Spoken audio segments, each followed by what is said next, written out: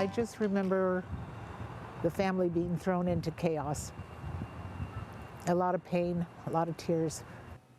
More than 20 years after an unsolved double murder, the victims' families are getting closer to justice.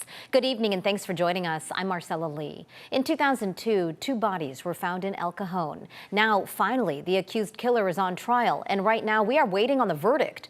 CBS 8's Shannon Handy talks with those who have been waiting the longest, the families. It's been a long time coming for the victims' families. This was considered a cold case until 2022 when the San Diego Sheriff's Department arrested Michael Romero Jr., saying there was new evidence which proved he was the killer.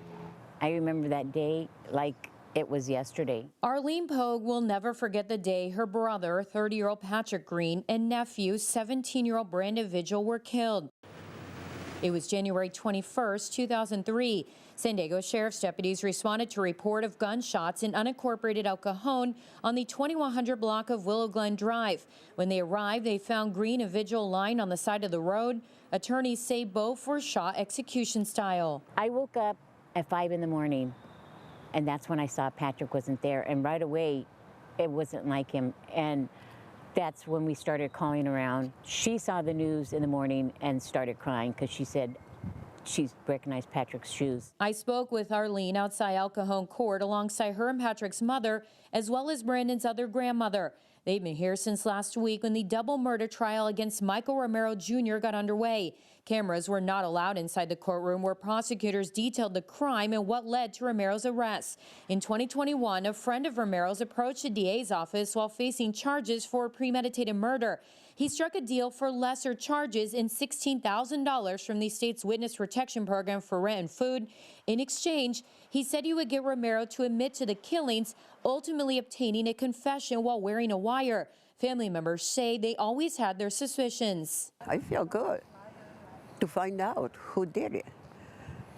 But when Patrick was alive, he told me he was afraid to that man. In addition to a taped confession, cell phone records show Romero at the crime scene the day of the murders.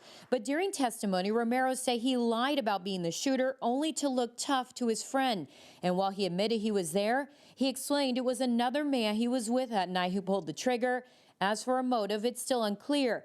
The victims' families believe it was over money. Meanwhile, Romero testified there was a dispute over an allegation Patrick sexually assaulted his sister, which his loved ones deny. Regardless, they're not here to relive the past, but rather get closure so they can finally move forward. We're all here together to, hopefully have justice. Shannon Handy, CBS 8. Shannon, thank you. And streaming right now on CBS 8 Plus is True Crime Files Unsolved, with a look back at other unsolved cases in San Diego County and how investigators are still working to solve them with your help.